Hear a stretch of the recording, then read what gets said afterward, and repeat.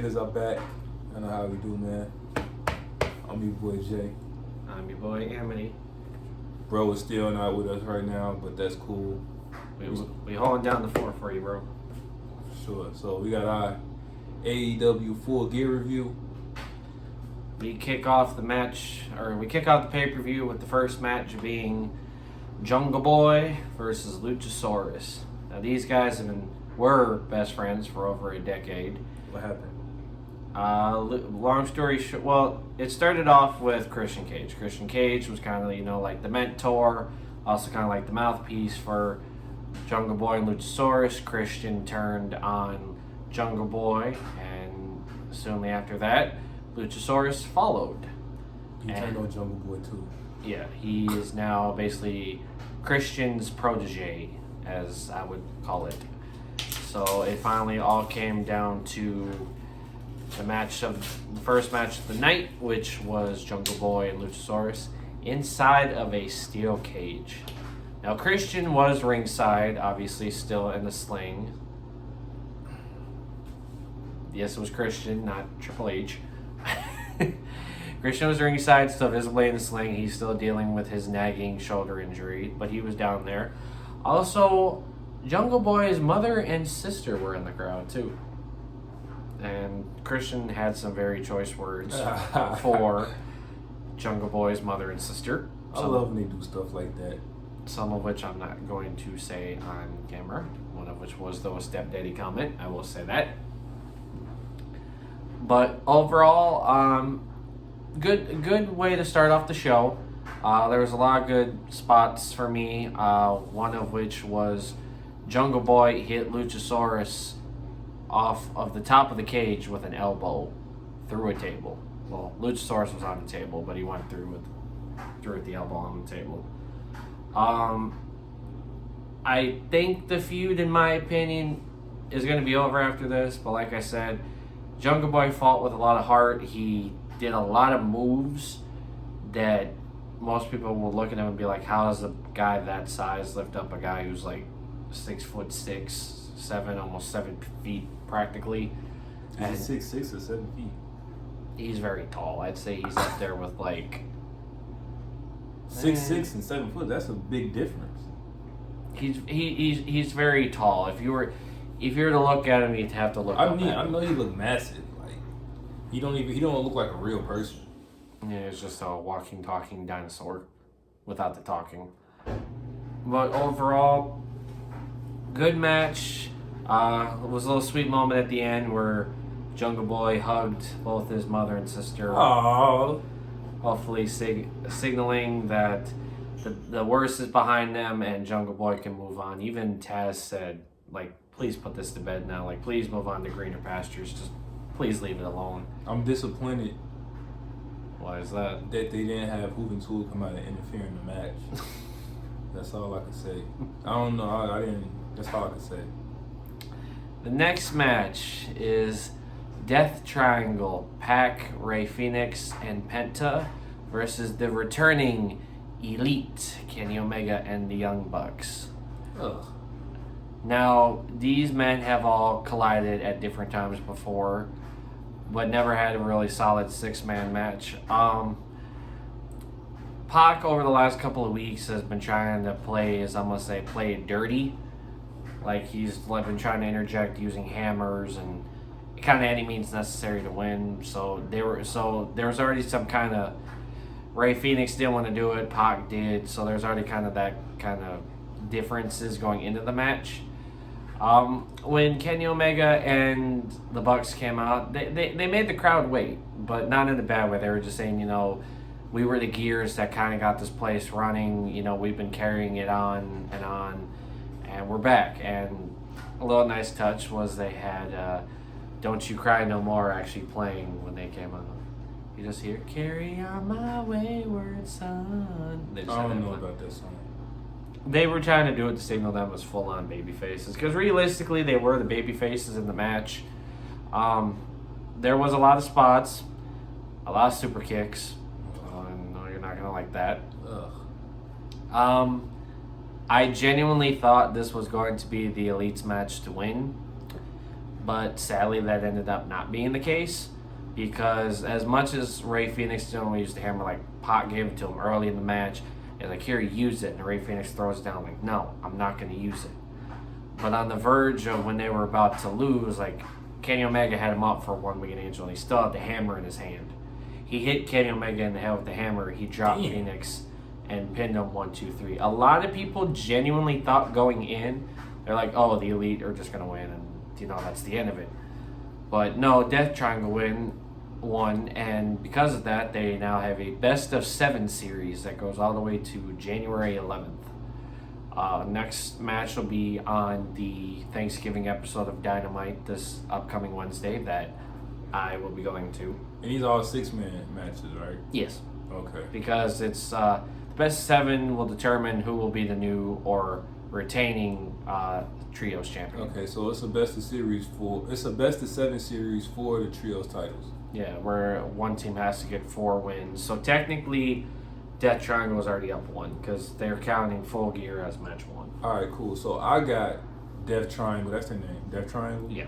Sweeping the Elite because the Elite is trash, and Kenny Omega and the Young Bucks can't wrestle. So I have Death Triangle in it. I don't even know who's in Death Triangle. I just don't like. Well, Pac. I know about Pac. Pac was good. Yeah, or Adrian Neville as he was in WWE. Ray Phoenix and Penta are more from AAA, but they helped out with their All In show that they did and were very supportive. So AEW kept them on.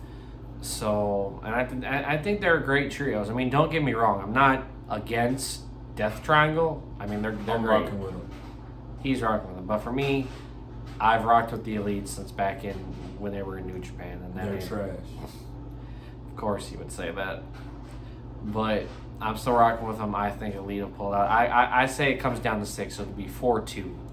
All right, I'm letting y'all know right now. I don't know that much about AEW, so all my stuff is about to be color commentary. Like, he's kind of piggybacking off of me. I watched the show last night. I thought overall, I'm just gonna say this overall, I thought it was a great show. In the next match, we've got Nyla Rose versus Jade Cargill for Jade's TBS title, even though Nyla Rose stole it. She literally came out. Yeah, she came out wearing the title as if she was champion when she was not. I want to say this at the beginning. Entrance, paying homage to Eddie Guerrero. I respect that. Came out on the low rider and everything. Vicky Guerrero. That was cool. Vicky Guerrero was wearing the "I'm Your Mommy" shirt. I like that. So I got that "I'm Your Pappy" shirt in my closet. That's one. Solid Latino heat. So homage to that. With Jade, I've noticed recently she loves going with a lot of what's it called, like Marvel characters, like superheroes. Yeah, I seen that. She was something. She was like she was something. Wasn't she like Storm from X-Men or something? Or am I tripping? No, it wasn't Storm. It was I forgot what cartoon show it was. It was involving cats. She was like a cat superhero. I said I'll pass on Smash or Pass. She decent in the face. She's still strong, but it's a smash now. But one big spot in the match, Nyla Rose tried to finish Jade Cargill off with her own move, hit her with Jaded, and even pinned her like Jade. Like, had the whole, pinned her with the leg up and everything, just holding onto it. Nyla Rose tried to be funny, just sticking her tongue out, just, moving her tongue around, trying to be all, as she would have put it, sexy or whatever the hell she was going for.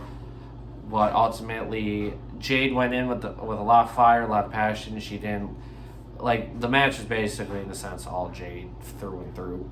So she dominated. She dominated the match. There was, that one spot, obviously, where Nyla Rose got, jaded in and everything, but overall, Jade was basically a bulk of the match and is still undefeated at 42-0 and is still your TBS champion. So Jade is heel. In this instance, Jade was face. I saw they jumped some girl or something. She was heel. Okay, so Nyla is okay, cool. So what we got next? So I want to try to keep it in order, and as much as I said I didn't want to have to reference my phone. Nah, pull out your phone if you got to. I'm gonna have to. So, Well, this was the match he rocked with, so I'm surprised I forgot this one. In the Ring of Honor Fatal 4-Way, we have the Ocho and current ROH champion Chris Jericho. We've got former Ring of Honor champion Claudio Castagnoli, a former Ring of Honor champion in Bryan Danielson, and the Spanish God Sammy Guevara. I have to learn to say Guevara because I keep saying Guevara, but it's Guevara.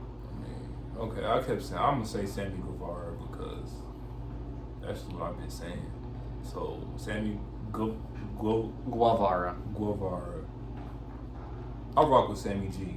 That's my boy. I pulled for him during the match. I mean, nothing wrong with Chris Jericho or even Claudio or even Bryan Danielson win, but for me, I wanted to see Guevara win it because I feel like as if he deserved it. I mean, he's a multi-time TNT champion, and I think he deserves it, and he should have a world title. I'm upset that he didn't win. Spoiler: Chris Jericho retained. So the ROH Championship is really considered a world title? So Tony Khan owns Ring of Honor, right? And they're still doing Ring of Honor shows, like pay-per-view shows. They don't have a TV deal set up yet. So technically, Ring of Honor is still like a side promotion, but the world title is for their promotion. But since they don't really have anything going for it right now, it's on AEW television. So AEW is the side chick. Like no, Tony Khan is like his main chick is AEW, but his side chick is Ring of Honor. Correct. Ring of Honor, I know you deserve more than that, and I hope you get a television deal. Hey, being a side chick, cool though. You just gotta show up. You ain't gotta, be in a like. That's the. Look, man. I'll rock with people who are side dudes and side chicks, man. Like, ROH, keep doing your thing as the side chick. I rocks with it. But overall, I'll let you say it because I actually showed you this, man. So what do you think of? So I do like Cesaro as a wrestler. Not really as an entertainer or somebody like an investment in character. I've always liked his matches. He can do some stuff. The dude is a freak of nature. Excuse me. And I do like Fatal 4-Way matches because they car crashes. There was a lot of stuff going on. Well, sign up before you go any further. The Ring of Honor title used to actually be defended in Fatal 4-Way matches, so this kind of brought that back a little bit because realistically, when they've been defended recently, it's just been kind of like a one-on-one affair. This was the first time, at least under Tony Khan's reign, where it was a Fatal 4-Way match to decide who was the ultimate Ring of Honor champion at the end of it. I guess it's slight though that ROH, they have ROH matches, ROH title matches on AEW, so I did like it though. I did say I rocked with. There were a couple things there's like a couple spots I didn't rock with. I was like, all right, I'm about to throw up. But other than that though, like you like the one spot where like they had the full Boston Crab, or Danielson had the one leg, Claudio had the other one. Yeah, that's cool. I just said if who was in it, Jericho? Yeah, Jericho no-selled at a point because Claudio came in, kicked him, and he's just like, like come on, do it again. AEW, everybody can't no-sell. Chris Jericho is 87 years old. He should not be no-selling. They got him and Sting no-selling like they're not 87 years old. Exactly, but so you agree with me on that too? Well, because there's some superstars where it's like, okay, I get these young guns kind of, like, no selling the shit because they're new.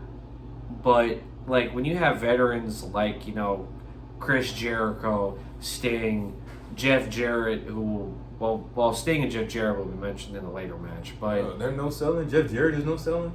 Well, no, I'm just naming, like, legends. I saw Sting no sell, and I almost got pissed off. Like, you shouldn't be able to walk, really. You're no seller? Well, go ahead. So I don't think the veterans should be, because, like he said, I'm going to kind of rip off of what he said. They're, at this point, like 87, 97, 67, 77 years old at this point. They don't need to be, like, no selling, like, half of this match. Another quick spot I would like to mention was when, I think it was, they had Jericho in the submission. It was Claudio had him in a sharpshooter, and Danielson put him in the label lock. I was about to call it the crossface, but yeah, the label lock. And then Guevara had to break it up. I might have that wrong. I'm trying to remember. It might have been either Guevara broke it up and Jericho was in the hold, or Guevara was in the hold and Jericho had to break it up. I think it was Jericho. No, I think Jericho's in the hold, and then Guevara did a drop kick drop kick off the top rope. Oh, I remember now. Jericho. Claudio had Jericho in the sharpshooter. He went to pin Danielson, and he ended up putting him into the bell lock, which he did not tap. He had said that if he had tapped while they both had him in the submission, he would have not liked that at all. Yeah, it was a good match. That would have been a dumb finish. But overall, it came down to Jericho with a leaping Judas effect. Claudio was in the middle of doing the swing, and Jericho just hit him with a big old Judas elbow. And he kind of got some of it in the midair one. He ended up hitting him with it again, 1, 2, 3, and that was it. However, there was a backstage promo made later where Chris Jericho, after defending it in a Fatal 4-Way, will have to defend it again Wednesday night on Dynamite against New Japan's Tomohiro Ishii. How did he get a title match? What did he do? He is friends with Best Friends, and Orange Cassidy kind of put this match on. So just because I'm friends with somebody, I get a title match? Chris Jericho said he's willing to openly defend it, even though he's trying to disgrace it, as he says. But that match should be interesting. Again, that's a match I'll see on Wednesday. Next match, a little bit of an emotional one for a lot of people. Saraya, or for those who know her from WWE, Paige. This was her first match back in over 5 years. Her brother was in the crowd up front, watching, cheering her on. You can see she's visibly emotional during the whole entrance. Like, she's trying not to cry and everything, because she's coming back from basically what was supposed to be career-threatening neck injuries. I mean, how badly her neck was, she shouldn't even be able to wrestle, but she is. Yeah, medicine is getting crazy right now. You see what Edge is doing? And Edge didn't just come back and have just he's having top tier, top quality matches like he's on his prime. So even look at Danielson and Christian, the amount of concussions they were through, and they weren't supposed to get cleared either. Yeah, medicine is just crazy. But yeah, go ahead about Saraya and who's the other one? Dr. Britt Baker, DMD. She wanted to set Saraya straight, because when Saraya first debuted, she's like, "This is my house," and Britt's like, "No, you weren't here since the start. I've been here since the beginning. I'm basically the standard bearer of this company. If it's anyone's house, it's my house." And you could tell that mean streak, because she really, especially at the start of the match, she just kept constantly, and I mean constantly, was targeting the neck continually. I mean, she had her in choke holds by the neck and everything, kept trying to hit the back of her neck. She was basically trying to say, "Hey, this is your one and only match. Great. After this, you're done." Great psychology. This is what I'm talking about. This is the type of stuff that I rocks with. Not just people just doing stuff and it don't make sense. I like this. Go ahead. So, overall, we go for her neck during a lot of the match. Saraya kind of played possum a little bit. There was a spot where she got up after Britt had attacked her, and she just got her arm just kind of limp, just like I don't think I can do this. My neck, that's too much on my neck. And she just gets up "Oh, you thought that was it? Nuh-uh. I got more in the tank." Now, it's sad that I'm not to say this, because I know you're probably gonna go from okay, I like the match, to I don't. She hit Britt with 3 rampages. I don't know if it was just because she wanted to stay down, or she was just that, mad at Britt. It's "Oh, you want to say all this? Fine. I'm going to set you straight."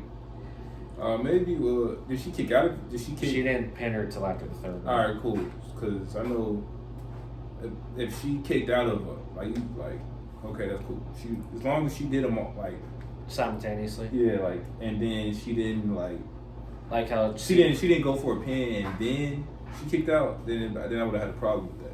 Are you talking about how with Cena and Styles, how Cena hit him 3 times with the same move, then pinned him? That's cool, because then he's trying to add emphasis on you're not getting up. When Cody Rhodes hit Seth Rollins with the crossroads 3 times at WrestleMania.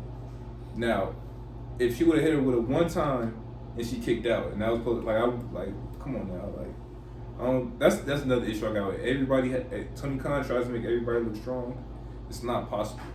You have to let people hit 1 finisher in the match and win the match. Dumbass. Now go ahead. So overall, Saraya gets the win, well deserved, and she's got. I see she has a bright future in AEW. This kind of got shook the ring rust off, kind of got her going and everything, and I see a lot of her future, and I'm looking forward to seeing what's next for her. Maybe she goes for the TBS title. Maybe she goes for the women's title. Hey, she just came back. She can't title matches like that. No, I said, well, we don't know. Anything could happen down the road. I'm saying I'd like to see this happen down the road, not now, but I'm saying sometime down the road.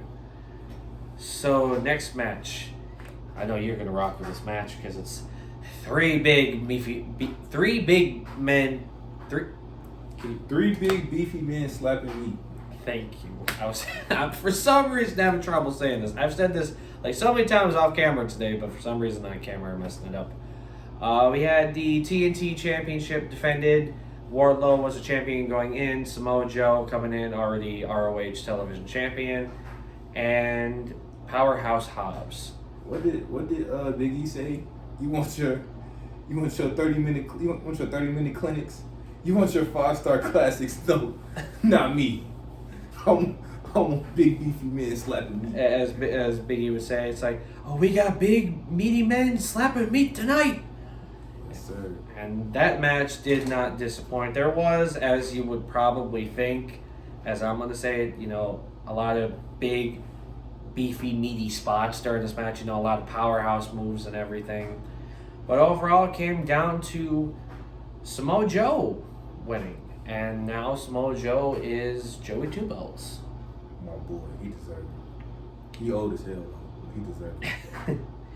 In another video, I talk about Samoa Joe and his 2 belts. But you can go check that video out when it comes out. But, so our next match is the AEW Women's Championship. We've got the interim AEW Women's Champion, Toni Storm. The current Women's Champion, Thunder Rosa, is out with a... So they got a TBS title and a women's title? Yes. Why do they have a two? TNT title and an AEW title. No, I get that's the mid. So they have a mid card title for what? If you want to put it like that, yes, but I don't view it as a mid card title. I really don't. All right, go ahead. I thought the TBS title was the women's title. No, basically what AEW tries to do, and I call this a little bit of pandering, is with the TNT and the TBS title, titles kind of pandering to the cable provider they were on. They were on TNT first, hence the TNT title, but they wanted to be able to do the same thing for the women's division. So when they went to TBS, Turner Broadcasting System, they introduced the TBS title. That's basically what it is. If you want to look at it as one mid-card each for the men's and women's division, you can do that. So which is the main title then? The AEW Women's title and AEW World Heavyweight title are the main titles. TBS. All right. Then the TBS and TNT are like the mid-card. You also have the All-Atlantic Championship. They don't have a U.S. title right now, so unless that's a title they bring out down the line. They have AEW Tag Team and AEW Trios. But the Tag Team match is a match I'll get to shortly. So we had the current... was the current AEW Women's Champion going into the match, Toni Storm, another person from WWE, versus Britt Baker's best friend, Jamie Hayter. Now, me personally and a lot of people were pushing for Jamie Hayter because, she had been there for a while. She's showing her in-ring skills and her, especially, just her ring prowess in general, especially with Britt. And like I said, there was also a lot of good spots. Not one that I could. Well, I mean, Rebel and Britt got involved a lot, and at one point, Toni Storm got hit with the title. She was just bleeding the entire match. Well, in that end of the match, but overall, Jamie Hayter comes out with the win, and I say well deserved. The crowd popped for Jamie, and I was happy with that because she, like I said, she deserves it. A lot of people didn't know how long it was going to go because Britt was, champion before and obviously wants another title shot. But, Jamie Hayter deserved it. Obviously, Rebel and Britt did get involved a lot.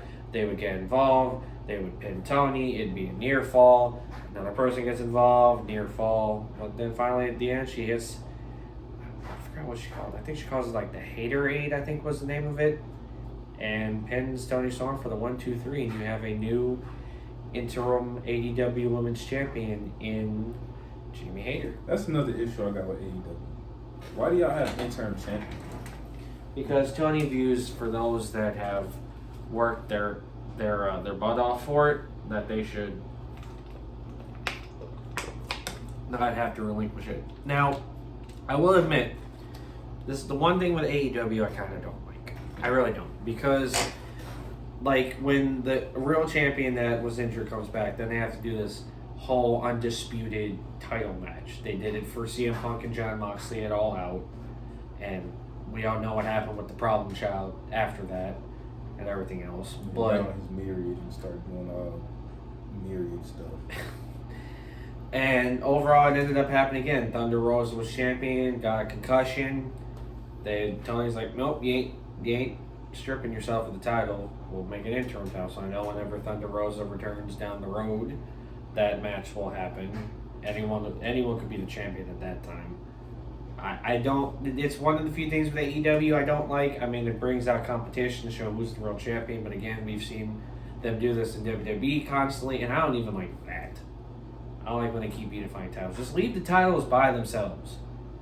I don't like any promotion that does it. Keep the titles, because then you're taking away the prestige in it. But you were booking dudes to win. You had Cody as undisputed and unified tag team champion. Well, because at the same time, the way WWE has the titles booked, they're combined. Now, if they weren't combined, I would say, like, yeah, since if the Bloodline specifically on SmackDown and Cody specifically on SmackDown, then yeah, they win the SmackDown tag titles and, Universal title or WWE title, the titles are separate, but they're already unified at this point. But that's in our booking video. If you want to go see our booking video, look in in our channel and you'll find it. It was episode, I think it was our early days. It wasn't. It was a couple weeks ago. Go check it out. Our booking goes crazy. You can see the three different styles of booking between me, Bro, and Morrow. So that's definitely a video worth watching. Another match on the card was the Acclaim versus Swerve in Our Glory. Now, I rock with the Acclaim. I do as well. Max Caster got bars. Yeah, he. That was the one thing I wanted to point out at the beginning of the match. Like when Bowens thought Caster was going to go for Mike, he's like, "Oh no, I got more," and he just trashed Swerve and Keith Lee. And the thing was, he went in on Bearcat, huh? Well, yeah, but it was mainly more on Swerve because Swerve literally kidnapped Billy Gunn on a previous episode and used a pair of pliers on his fingers so he couldn't scissor no more because he doesn't like this whole scissoring thing they like to do. So there was already some little dissolution between Swerve and Keith Lee because Keith Lee wants to regain the tag title. Swerve was more concerned on ending this whole scissoring thing that they were doing. He was out for that more than anything. You see it especially at the start. Swerve comes out, does the little thing in the entrance, and then when Keith Lee comes out, usually they'll walk past each other and you'll be like, "Yeah, what's up? We got this." Hit a fist bump. Keith Lee just at the start tried to walk right past him. Swerve's like, "No, you're gonna do it." And they fist bump and they walk down together. Swerve at this point is trying to save it, but during the match, you just see how he's already turning heel. Well, he was already heel going in, but you see it more and more throughout the match. And especially you see the segment where he pulls out the pliers again. And this is when Billy Gunn comes out. Granted, his fingers are injured, so it's wrapped in a bandage kind of like this, just wrapped around. And he tries to get involved, refs come out, stop him, and everything goes back. And then Swerve comes into the ring and hands the pliers to Keith Lee. And he's like, "Come on, do it. You're going to do it." And Keith Lee's like, "No, I'm not doing it." Now, notice how this sounds similar to a match earlier in the night, with the hammer. This is with the pliers. But sadly, it didn't work out the same way. Keith Lee said, "No, I'm not doing it." throws the pliers down. Swerve's like, "What are you doing?" Slaps him, like he slaps this dude in the face. Keith Lee's like, "You know what? I'm out of here. I'm done." He walks away and just leaves Swerve high and dry, and the Acclaim just finish him off. And they like I said, match was good overall. Acclaim retained, which this was another one of those matches where I was happy either way, whoever won, but the Acclaim deserved it. I'm a little sad to see Swerve and Our Glory break up. They were a good tag team. I felt like they could have went a little longer, but I know they're going to give us Keith Lee versus Swerve Strickland sometime down the road, which I'm looking forward to. Next match was Sting and Darby Allin versus Jeff Jarrett and Jay Lethal. Now, everybody in this match is like 85 except Darby. What about Jay Lethal?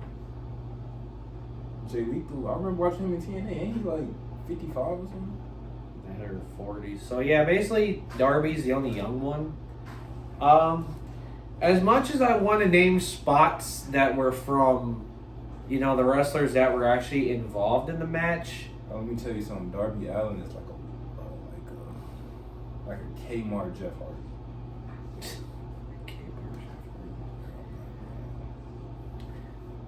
One, I like I said, I would love to name a spot from one of the wrestlers, but the highlight was Satnam Singh in the background. Darby Allin was about to hit a coffin drop off this ladder, and Satnam Singh just catches this dude midair and just walks into the ring like he's a damn child, just carrying him. And then there was a spot again with Sting where he did something similar. Like Satnam Singh he got involved, which we all kind of figured because Sanjay Dutt and Sanjay Dutt went out with him. Satnam Singh hadn't come out yet, but Satnam Singh came out obviously to aid Jeff Jarrett and Jay Lethal. But in the end, it ended up not being enough. Sting and Darby end up with the win, and overall, like I said, a lot of the guys in this match were like 85-year-olds that I'm gonna say at this point. But not that 85-year-olds can't still pull off decent matches. I mean, you had Ric Flair wrestle till how long? He had a good match with HBK. And then he still wrestled afterwards in TNA. I don't know. He didn't even stop after that. He just had his last match against Jay Lethal, so his supposed last match. It wasn't a tag team match where it was like him and Andrade versus Jay Lethal and Jeff Jarrett. Yeah, that's what it was. So, last but not least, let me double check, but it should be the last match. Yep. Last match, we've got the AEW World Title with the champion Jon Moxley defending against the challenger MJF. Now MJF won the casino ladder match and earned a shot at Moxley whenever he wanted. He cashed in his chip a few weeks ago and said, "I'm going to face you at Full Gear." Now there was a lot of there's a lot of history between Regal and MJF, and they made that really apparent over the couple weeks. Like, look, I got your email before I first started in AEW and everything else. There was that history in the background, but also keep in mind Regal has history, with Moxley, Danielson, Claudio, and Yuta of the Blackpool Combat Club. There was a good spot in the match. There, Moxley hit MJF with a pile driver through a table, which that just hurts my neck just saying that. A shocking part of the night, William Regal hands MJF the brass knuckles to hit Moxley, and we have a new AEW champion in William MJF. Regal did the right thing. Does William Regal start managing MJF? We don't know. Nah, he's just trying to hop on. You know how it is. Like, look at Paul Heyman and Roman. Paul Heyman don't really do nothing but just say, "Yes, my tribal chief." He's just riding the wave. So they're just holding the title. Yeah, that's all. MJF's gonna say, "Hold my title." That man, as you go in the park, that man just enjoys it. Like, you just see him walking around with the titles and everything. It's just like, yeah, I didn't do nothing to win it, but I'm just holding it. I still need a girl that look at me the same way Paul Heyman look at Roman Reigns. Which one, the good smile or the devious smile in the corner? When he just looks, I need her to look at me like this whenever she's right beside me. I need her to say, "Yes, my tribal chief," when I'm like, I like, just make me a sandwich, and she just says, yes, my tribal chief. Like that type of stuff. Like I feel like. Can you go to the store and give me some more water? Yes, my tribal No, chief. it's just I wouldn't say can you. I would just say go get me a water, and then she just says yes, my tribal chief. But overall, that's our, well, in a way, I feel like it was my review. I said some stuff. Okay, fine. I'll give credit. It's our review. Our review of AEW Full Gear. Like I said, for him and even for this channel, it's kind of new to fully. With pay-per-views, we usually, obviously review WWE pay-per-views and stuff like that. This is, at least to my knowledge on the channel, the first kind of AEW pay-per-view review. Anything AEW, really. Well, me and bro did an episode on why AEW should stop hiring WWE people. Sure. Well, I'm saying, like, I'm not saying it's like the first AEW. I'm saying like pay-per-view video because we really haven't done stuff like that. But comment down below if you think we should do videos pertaining to that. Like maybe, who knows? Maybe we do our favorite like non-pay-per-view matches of AEW, or yeah, you pushing it with that one. Or top baby faces and heels. Obviously, with bro here, it might help a little bit more. You pushing it with the favorite AEW. I haven't seen damn near not one AEW pay-per-view. Well, with it being us two, I decided to make it an AEW week. So, comment down below. Like I said, comment down below your thoughts on Full Gear and any matches you think you would have liked to see on the pay-per-view that weren't there. Or even if you want to just throw down below your predictions for Revolution. I know that's not till like March, but if you kind of want to do your own fantasy booking, we'd love to see it. Comment down below if AEW videos are something you'd like to see, or if you want us to keep it strictly WWE. We'd like to hear from you down below. But with that, I'm your boy Amity. Money making jam, we out, baby.